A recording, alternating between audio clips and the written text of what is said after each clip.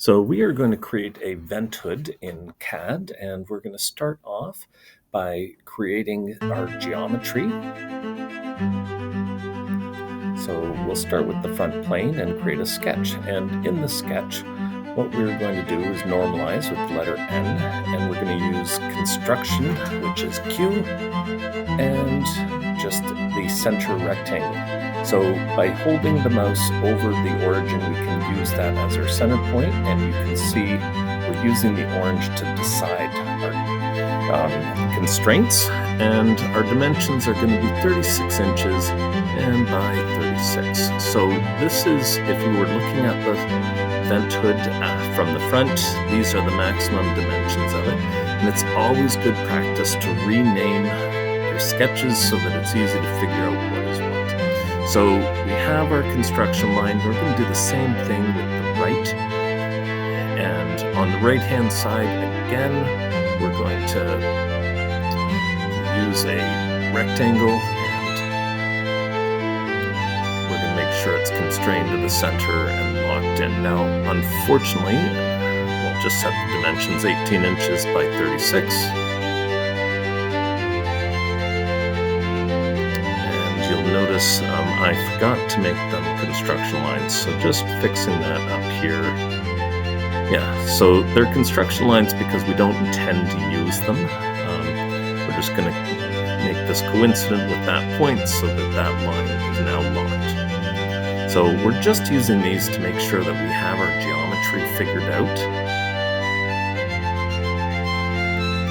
And there's our right plane, and we're going to add another rectangle. So the vent hood is going to be bigger at the bottom and then at the top, so we're just adding a rectangle in here, and that rectangle allows us to set, and again the construction line, sorry about that, allows us to set just what those dimensions are. So at the top it's only going to go to the 12-inch mark, so we're going to use that geometry.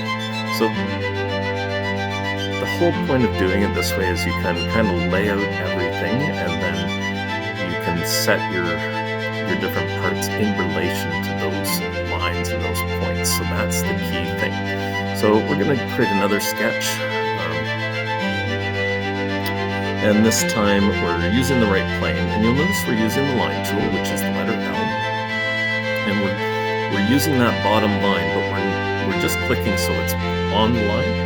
And the reason for that is we're going to have those little cutouts, and you'll see as we're putting these in, we're going to set it 8 inches, so we're going to have a piece of wood along the bottom here cut out, and using those constraints, so the right angle and now with dimensions, if you type in a number sign, you can create a variable.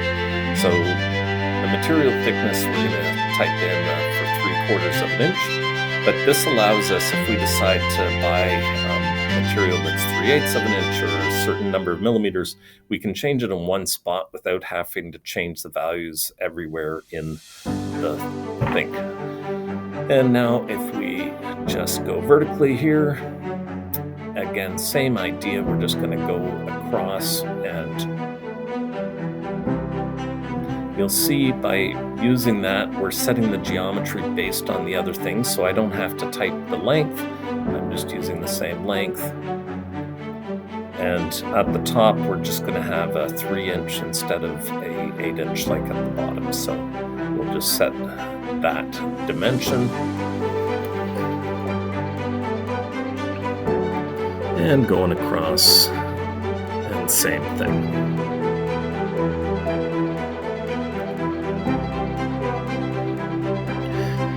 Now, when you are doing this, again, we don't want to type these values in, so we're going to use the equal constraint, which is letter E, and we can set different lines to be equal in length, which makes them the same dimension. And here's a problem.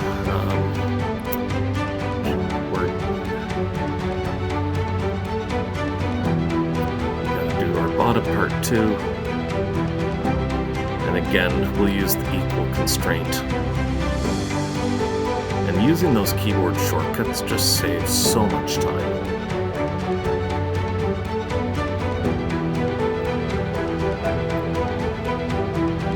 Okay, so a bit of an issue here is realize we forgot to use that 12-inch line, so that's a bit of an issue. So with showing constraints, you can see the coincident, we can actually delete that coincident, and that allows us to be able to move things around. For most people, I would just tell them don't, because you get this kind of situation, but if you know how your constraints lock in place, you can do it fairly easily. And so that coincident with that line, by removing that, everything is able to move over. And I just realize we've got the same issue here.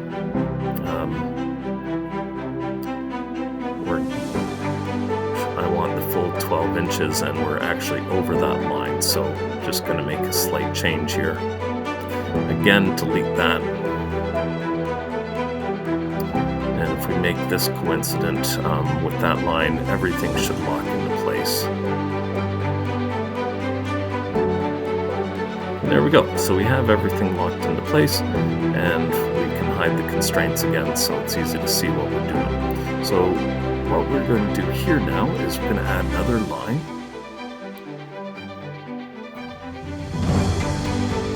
So the line tool, letter L, and we're going to go down, and we're just going to do a really small line, 1/32 of an inch. What we want to do is we want to have our curve be tangent to that line. So we're going to create an arc, and there's a variety of options. So we'll do the tangent arc. We'll just start at that point. And so that's now going to be tangent to that, and that allows it to just flow smoothly right into that straight line. You can see it just looks really smooth because it's tangent, so that works out really nicely. And we've got our side now, and we've got the cutouts where the wood will be slide in to glue together to hold everything together. And again, we're going to rename our sketches.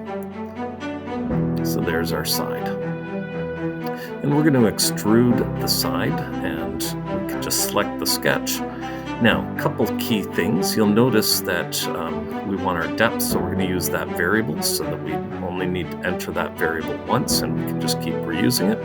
We're going to use the starting offset. And so the starting offset, we're going to use the entity, and we're going to pick a point on that outer box. And so that is the key thing, is that we're using that geometry to set everything in place. So we're just going to switch the directions so that it's on the inside, and there's our spot exactly where we want it.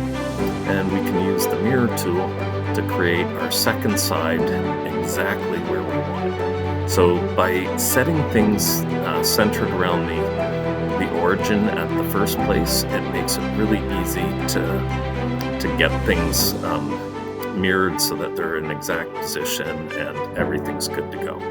So we have that, and now our next thing is to make the four boards that are going to hold the structure together.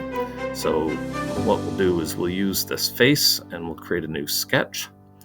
And again, the tool that we're going to use the rectangle tool, but we need to set the geometry. So what we'll do is we'll use that use tool,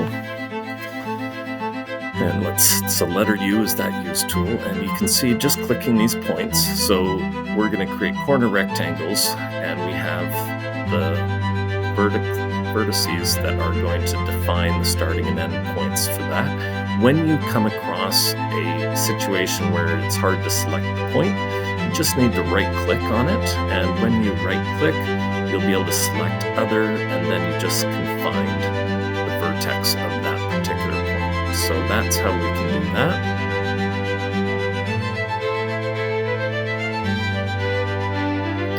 And now we can just use the corner rectangle tool to just create those rectangles. So 4 rectangles.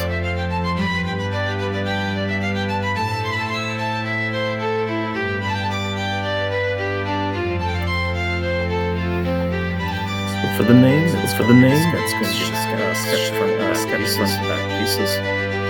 And we're now going to extrude instead of blindly going. What we're going to do is face there. Make sure everything is new. And just like that, we have four parts. So we've got everything ready to go. We have the basic structure and everything fits together nicely. And you would need to decide. Like right now, the parts butt up against each other. Do you need to, when you're designing, do you need to have a tiny gap? Now with sketching ribs, again we're going to use this way. We can get the same curve and all of the lines that are part of that. So that little tiny line, there's a matter of going through all objects that are in the geometry at that point and finding the one that works. So we have our basic geometry up on top. Just go down the bottom, that basic geometry. And now over on the side, we're just going to hide all of the parts. So that we can see. There's our rib. And what we're going to do is we're going to take that rib. We're going to offset it. There's our offset tool. And we can set it. So we're going to use 1.5 inches.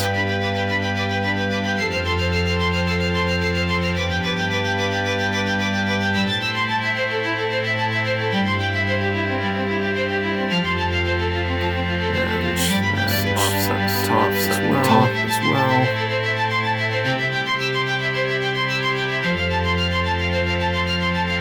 And just realizing it's not going to work there because of that distance. So that's a bit of an issue because that curve can't go up to that distance.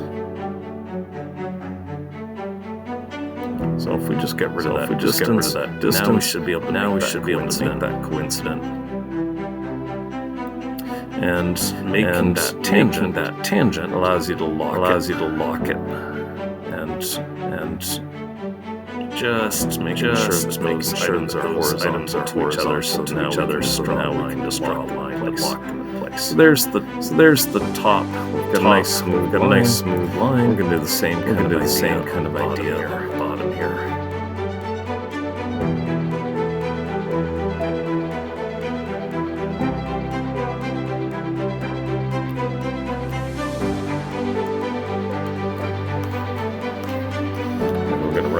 Same issue. Distance because the curve comes down here. We should be able to make that coincident.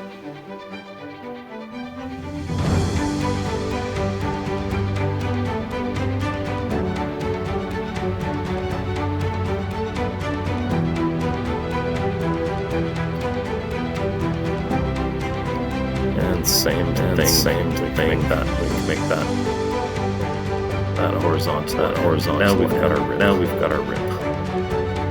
So we've got our rib, and the geometry matches. We can create a new. There's our material. There's our rib. So we'll show everything again. Show all parts. There we go. So now with their part, you can see everything's in there. What we're going to do is we're going to create a linear pattern. And so if we just set the direction based on that edge, we're going to do 8 ribs for this. And now for the distance, what we need to do is just work out that. So we're going to just click those 2 faces. And down at the bottom, that gives us our parallel distance, which is 34.5 inches. So we'll use that.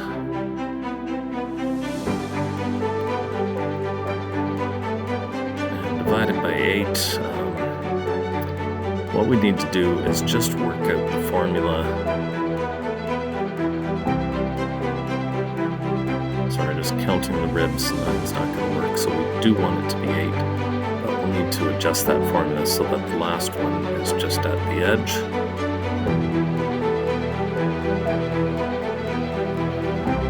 And just work it out.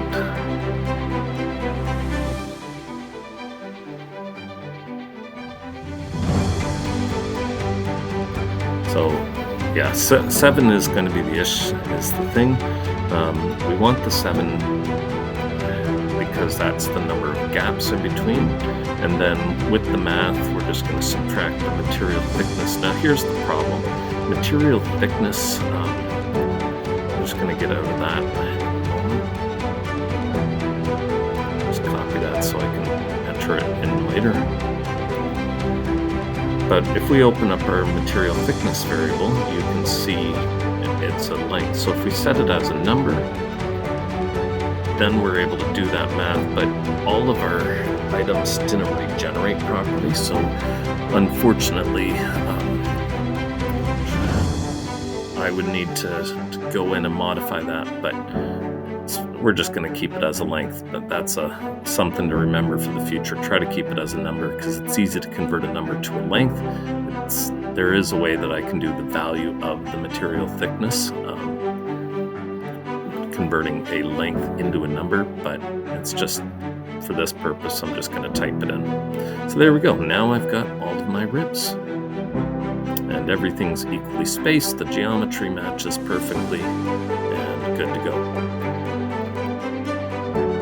So by right-clicking all the parts, we can select the material, and because plywood is not listed in the standard library, I'm just going to add my own custom. And if I had all the different strengths and stuff, I could set those. And I'm also going to right-click the parts, and in addition to material, appearance, I'm going to make it all a brown so it looks consistent instead of the different colors. And then here is my assembly. So in assembly 1, now when I'm inserting the part studio, if I insert the part studio as a rigid, what I can do now is select all of the parts, and they're in there, and I'm right-clicking the part and fixing it. And now, if I try to drag anything, nothing's going to move. So this allows you to put together a really complex mechanism or part with lots of different parts and stuff, and you don't have to waste time using fasten mates or everything. Everything's just locked in place based on how you designed it, which is really handy. I would probably do a base on this, and so make those shorter and then put the base in there, but for my purposes, this is good enough. I'm done. So there's the bill of materials over on the right, and you can name your parts. I like including the part numbers because I find it much easier to keep track of all of my different parts when I'm doing that. And then when I'm selecting the part, I can see it's highlighted which part it is. Now this part, my sides, I'm just going to name the sides, but here, what I'm going to do is I'm just going to do a double check here, and for the name of it, if I click that length, I can see it's 36 inches, and I can click that length by 3 inches. So I really like naming parts with the dimensions of them so that as I'm cutting things, I don't need to refer to the drawing for a simple rectangle. I've got it. But anything like the side that's a little more complex, then obviously I can't. But that I find helps me keep a really complex project really well organized. Now with the parts as well, you can see the problem with this method is that even though there's 8 different ribs, they're all listed as individual parts. So I can select the different ribs, and what I can do is I can right-click and suppress them. And then I can do the linear pattern just like I did in the Part Studio and use the same formula. Because I've copied it, I'm good to go. And I'll just enter in the value.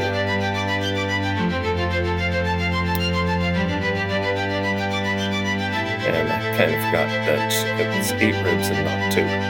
So now in my bill of materials, the quantity, you can't see the column on the screen, but the quantity is 8 instead of just 1. And that's a really simple way to keep those kind of things organized. And if I go through, I can delete these extra columns in the bill of materials that I don't need. If I want to add a column, I can. And I'm going to create a drawing. 4 views. I like ANSI the inch. That's 11 by 17, and that's where I'm going to start with. So here is our drawing loading up. Just a moment. And there's our 4 views, and you can see we can set our dimensions, and by clicking the top and bottom line, we can set the height.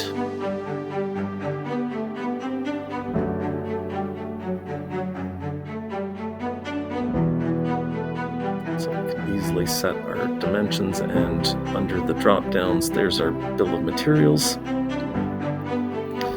And we can click our bill of materials. There it is. And I'm just going to turn that off. Under our title, if we right-click the title, we can edit it, and we can just insert the name. Now, Assembly 1 is not a great name, so if we go and rename that to Invented, in our drawing, the name doesn't change, but there's that yellow circle over the top left that indicates that something's changed. We can click that to refresh the data, and it will automatically rename it. So there it is, renamed as Venthood, just the way we're doing it. We can add a new sheet, and when we're inserting views on the new sheet, what we can do is we can select the individual parts. So scroll down, there's the ribs. So just add a rib, and we just need to make sure that we get the right view orientation so that it's actually useful information for us. And we can do that for multiple parts. There's our rib, and there is a callout. And with our callout, we can do the same thing. So because we don't have the bill of materials listed, we're going to be able to change this. Just need to find, there it is up here. Nope, next one over maybe. And there's the name. So perfect. We'll get rid of the table item number and just set it to no. Now we just need to find, there's part of the rib, we can click on it and it automatically identifies it. So we can add in multiple parts so that we've got kind of a record of all the different parts that we need in the handout.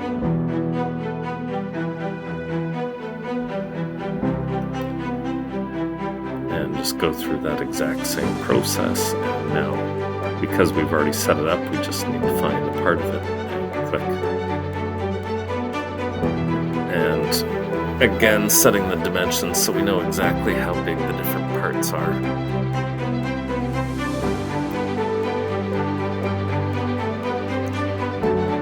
And whatever changes we make in our bill of materials, that will, or if we're renaming a part, that will automatically allow us to update it in the drawing. So that kind of gives you an overview of how to design something like a vent hood so that you can design the individual parts and you can have a useful drawing of the parts and a useful assembly where everything is all put together.